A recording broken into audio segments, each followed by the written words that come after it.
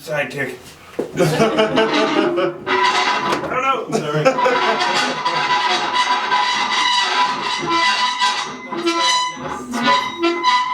Dinosaur sound effects. Welcome to the Sidekick podcast. What? Alright, there we go.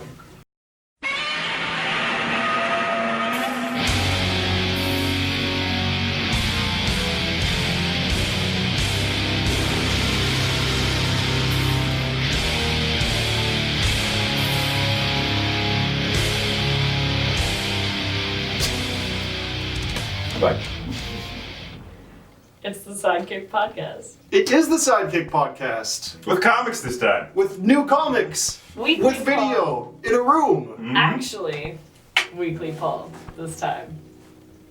Exciting stuff. We got new comic books for Wednesday, May 27th. We have not had new comic books for several months. Yeah. So I was excited to read new comics. We are slowly crawling out of quarantine. We are keeping quarantine beards. So far, I don't know, it's already too hot and humid. I think I'm gonna get some clippers and just buzz everything. I just I'm did working on it. I just had the Amish. I couldn't do anything other than like this, and it just went outwards. It didn't get thick and full. I couldn't solve crimes in the middle of the night with my private eye agency. It looked bad. If I hadn't given up and shaved like halfway through quarantine, I would have like a bushy beard right now. But And you would be filled with regret because it is hot. so that's the thing is, I would be filled with regret, but it would also, I would really like my beard, so I want to keep it. But now I'm at the stage where it's like I'm not attached to this at all, so I'm probably gonna shave it. But then I'm gonna be like, oh, what if I hadn't shaved it? I would have. Winter. I will grow my beard next winter. Yeah. Anyway, it was a long, cold winter of no comics until now. But like, And now we are warmed by the brilliance of new comics. and I'm for a, it's not the largest comic spread I've ever seen, but we got like a cool. Starting with a trickle. Like there's a good variety. We got a cool OGN, like a good original graphic novel. We got a Marvel Star Wars #1. We got some follow up to series from before Corona that we were really enjoying. We got some Volume 1 trade paperbacks of some good series from before all this. So like a pretty decent spread. A decent spread, yeah. And to placate to the fanboys, we finally got that graphic biography of Winston Churchill. Yeah, gosh. Release the Snyder cut of The Churchill Winston story. Churchill. More explosions. That's what we truly want. With that darkest hour. But what was your favorite comic this week? I want to talk about Family Tree a bit. It's a trade. It's not a single That's issue, fine. but That's fine. because anybody who's talked comics with me knows I'm a fan of Jeff Lemire. There we go. We should add this to the drink instructions. Jeff Lemire. He writes good. I've said it before and I'll say it again. He does a good job of taking fantastical stuff, like world-ending scenarios and conspiracies, and just homegrown, believable, well-written family drama, and he mashes them together in a very good way. So it's like, I don't want to read just a big comic book about a family drama, and I don't want to read a comic book that's just big fantastic stuff that has no real human stakes. So I think that's what a good comic book artist or writer should do, is marry those worlds, at least in the sort of stories I look for. And I think he does a pretty bang-up job so far in Family Tree. And Phil Hester's artwork is beautiful. But if you haven't read any of Family Tree yet, it's basically there's a mother, a single mother, who she has a teenage boy and a young daughter. The daughter starts to exhibit some strange illness that has her turning into a tree. Her estranged grandfather shows up to save them from some cultists that start to attack that has to do with the tree. And it's sort of like the mystery is unfolding as we go. We still haven't learned a whole lot because this is only the first 4 issues. But it's $9.99 US dollars for the 4-issue trade, I believe. Okay. And it's like a solid amount of story, I think, for its price point. I think it's like a good volume 1 where I've had some. Oh shit! You know what confused me? What? So I thought that this was all of it. Oh, yeah, if that was the end of the story, I wouldn't be happy. No, I didn't even read the trade. I'd been reading this in single issues Okay. up till now, and right now in single issues, we got the ending before quarantine. So Oh. I thought we had received all of it, but it's going to be 2 So it's over. volumes. How many issues? Was it 8 issues then? Is Yes. it 2? Oh, okay. Yeah, it was an 8-issue mini. That's an interesting choice. I wonder if they decided to release it this way because of, Corona. yeah, Yeah. Interesting. like into... But then you get the hardcover, the Swatches. full like 8-issue hardcover, right? I mean, yeah, I don't want to critique the way that they've decided to release this, Because it's weird. It's weird. but there's part of me that kind of wishes that they had just given me like a big sloppy trade. I agree, and I'm usually the first to complain about a trade that only has 4 issues versus 5 or 6. It's But it is a not a suspenseful story. Yeah. And it does end on like an important. It ends like this is right in the middle. Yeah. So it is like filled with intrigue. You do want to buy the next one. Yeah. So I understand doing this for right now when you're trying to like get back into it and entice people to buy comics. Yeah. Splitting it up into 2 separate trade releases is sort of like a good way to Yeah. do that. But And like Marvel will release a 4-issue trade for like $22. Yeah. So $10 for a 4-issue trade is decent by my books. Of course. Image is pretty good on pricing too. 'Cause remember when they did a buck number ones? The number one, Sweet Tooth number 1 was a buck. Really? Yeah. I know they do like from time to time we get like $1 reprints. Like there was like a Black Yeah. Hammer $1 reprint recently. They try to have people read it, which is kind of nice. Yeah. Yeah. But I mean, classic Jeff Lemire. There's a troubled relationship with the father and a troubled relationship with the grandfather. Yeah. Lemire staples.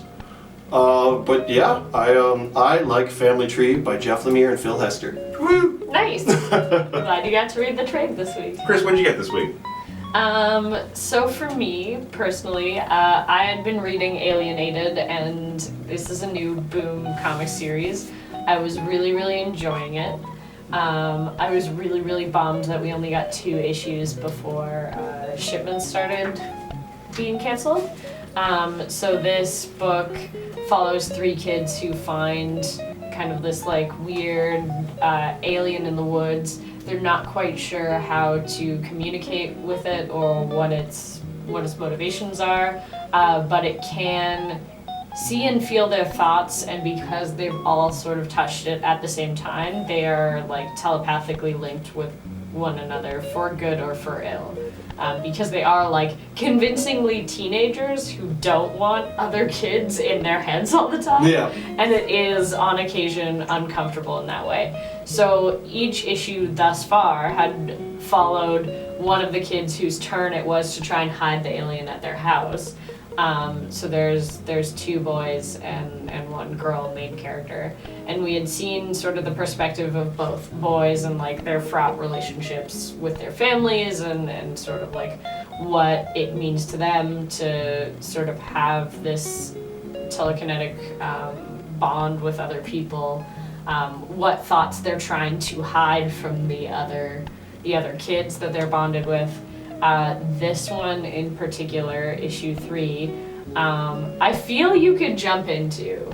Like, there's not a lot of setup that you need other than they found this alien, and sometimes when it interacts with kids outside of the 3 that have a bond with it, it goes awry. Mm-hmm. And they kind of describe that already. So you don't really need to know the intimate details of what went on in the last 2 issues. So that's a happy accident, because obviously these writers and artists didn't know that quarantine was going to happen. I agree with you where I was also really enjoying this series before everything shut down. And as someone who often like struggles to remember details from month to month single issues, I agree that like I have read it and I was familiar with what's happened, but a lot of the details had definitely left my brain. Yeah. But like this, I did not feel like I was missing anything when reading it, and I really enjoyed it as well. Yeah, it just like kind of plops you back into the story. So I feel like even if you had missed a couple, or if you're not sure or not clear and are just curious, this is not a bad like $4 issue to try. Yeah. And it follows her, and she gets the opportunity to share the experience of having to give up her child with the teenager who got her pregnant and bailed. And like it goes through that scenario. Oof. It is intense and amazing and powerful, and at the end it's not like this sort of like masturbatory grief scenario.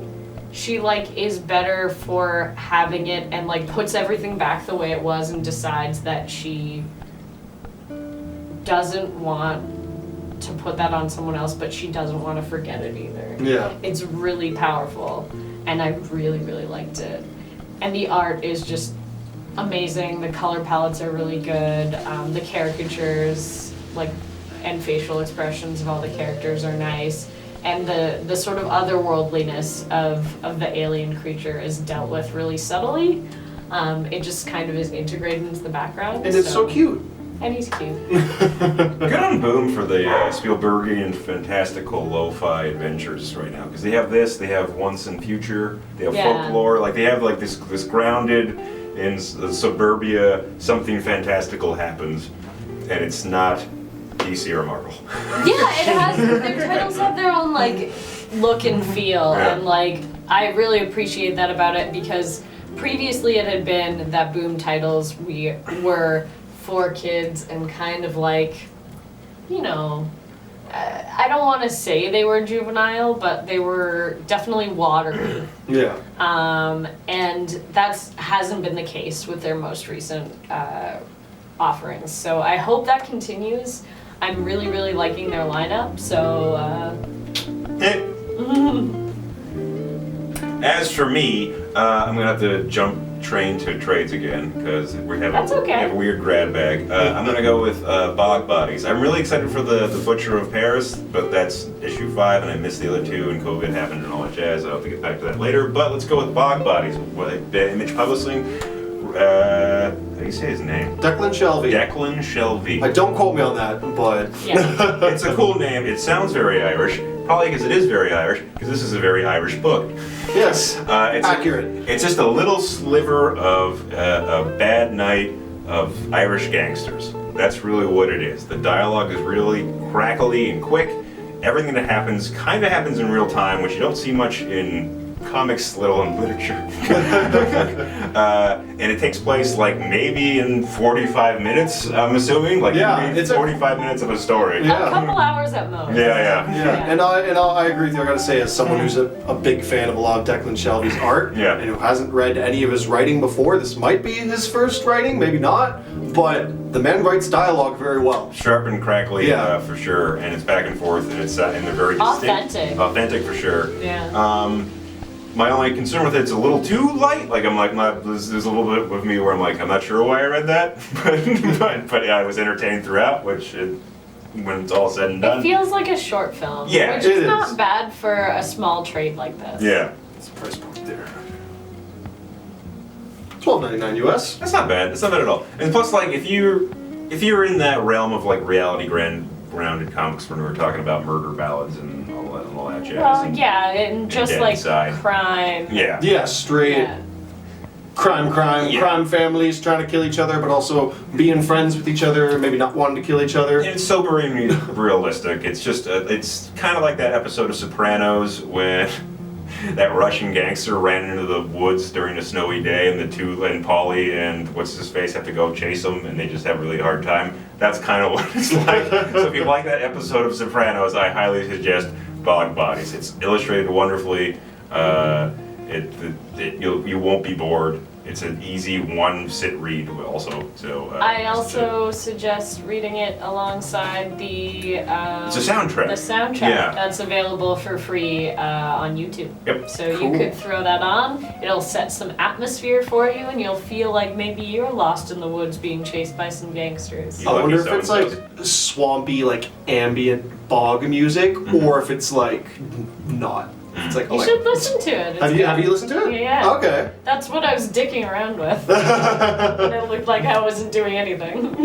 I never thought that. But sometimes it looks like I'm doing nothing. I want to give a shout out to the reboot of Dr. Aphra, the Star Wars character. Her comics have always just been a really good time. If you're into like swashbuckling, like vault stealing, Indiana Jones rescuing, whip snapping, hat under the door grabbing antics. and you like Star Wars, like Dr. Aphra titles are a great pick. So we're kind of getting like a soft reboot here. It's sort of like It's a jumping on point, which Yeah. is really great. I like how they on occasion do that in this run. It's a long-standing comic, but they do give you a lot of entry points along the way. There's a standout moment in this comic that I'm going to describe without spoiling, and I'm floundering trying to think of another example of this, but I feel like there's like a trope or sort of like a thing that happens in not just comics but also like movies and stuff where like where you're introducing a bad guy or a side character, but usually a bad guy, and you need to like, we want to get across quickly, this guy's wacky, this guy's evil, this guy's just weird, and so they plop you in like the middle of a scenario that doesn't really have anything to do with the plot. It's just kind of to show off how wacky this villain is. And this issue just has one that has to do with him like collecting high art and talking to the artists about whose piece they like more, and it's just like a really wacky villain intro, and I really like it.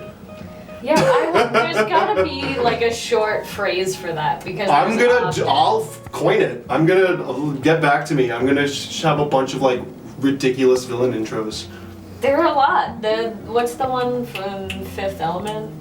He's trying to do something and he starts to choke and none of his gadgets can... Oh, yeah. Yeah, and then I feel like Dr. Evil's was when he was trying to get the sharks with the laser beams on their head. So like, I can only think of like parody ones for some reason, but there are real ones. Oh, yeah. Like James Bond is fraught with those. Like his villains always show up and they have like a card or a hat or like something they're fidgeting with. Irvin, I was watching John Wick with a friend recently, and when he's at the beginning of the movie where he's gassing up his car and the Russians like pull up next to him and they're loudly blasting hip hop, my friend's like, oh, they're listening to hip hop, so you know they're the bad guys. It's like little things like that. Or they kick a dog or like whatever. Oh yeah, that comes after. Well, no, but just we don't in know that. general, right? Like that's, that's the kind of shit that happens. Or it's like they're walking down the street and you just hear the bad guy like, what? I hate ice cream. No one, and you're like, what? Something's wrong with this guy. I'm gonna come back for more. Damn. Also this week we got the final issue of The Butcher of Paris. I think we were all pretty much reading that at some stage. I took it to this point. I couldn't remember if it was just a 5-issue or a 6-issue miniseries, so it turns out this is the final issue. And it does end rather abruptly, which is a good critique in that I wanted more from the ending. It's a true crime story though, right? But it is actually true happens. crime. Yeah. So like the fact that it's not as bombastic as you would expect is kind of like, well, this really happened. Yeah. So what do you expect? They say truth is stranger than fiction, but in true books, do you have people turning into trees? No. There is a tree disease. Oh yeah, but it's not like a literal tree. You're not It's a something tree, that looks just like your it. skin becomes callous like bark. Yeah. Anyway, Butcher of Paris. Yeah. It was good. We'll talk about that more on our disease special It podcast. was good. Diseases and comics. There is one specific trade that we got this week that I was actually really, really excited to get, and it was the release date did fall in quarantine. This artist did like post a bunch of stuff from it, and I was excited, but I was also really glad it didn't come out while we were in quarantine, so I didn't just fall into a sadness hole forever. Yeah, dancing at the pity party does not seem to be the Oh, read the subtitle out loud, Jay. Yeah. A dead mom graphic memoir. Yeah, maybe not quite. I don't know. It's about how her mom got cancer and died, and then it's about living as a motherless daughter. I'm excited to read this, but I'm glad I got to go back to work first. So I'm going to take this home. I can't give you a full review of this yet until I've read the full thing, but I imagine I'm going to like it. I imagine I'm going to cry a lot. Let's just do like a Harrison and Chris's favorite books that make them cry. And we'll just have a podcast where we're just like sobbing 2 feet away from the books so we don't get snot on them. It's just going to be like a stack of books about being an orphan, and I'm going to sit down and be like, so here you go. So a lot of For me, it's all just like hopelessly like teenage love stories that I'm too cynical to believe in, but they still make me sad. So a lot of Batman to do that. Yes. Martha! Martha! Why did you say that name? Did you see the like Onion? says- Did you see the Onion article that was like Warner Bros. Execs agreed to release Snyder Cut after realizing all their moms are named Martha? Okay. Yeah. That's a great Very bit. funny. Who says that? If I was dying and I knew my mom was in trouble, I'd be like, save Kathy. Like I wouldn't do that.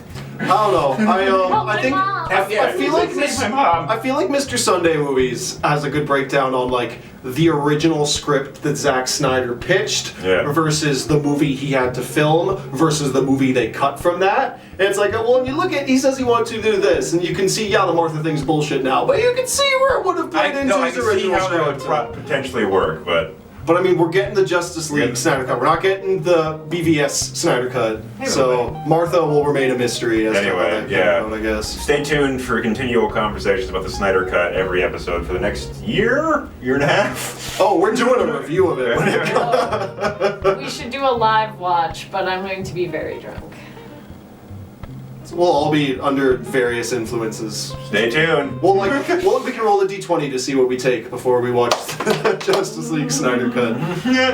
Well, we'll be here every week reading brand new comics. In our brand new space. Wow! Look at all the new stuff. Look So at much this guy. room for activities. I mean, Whoa. you know, we're not allowed to be upstairs anymore. Well, there might be an To the unboxing basement. though.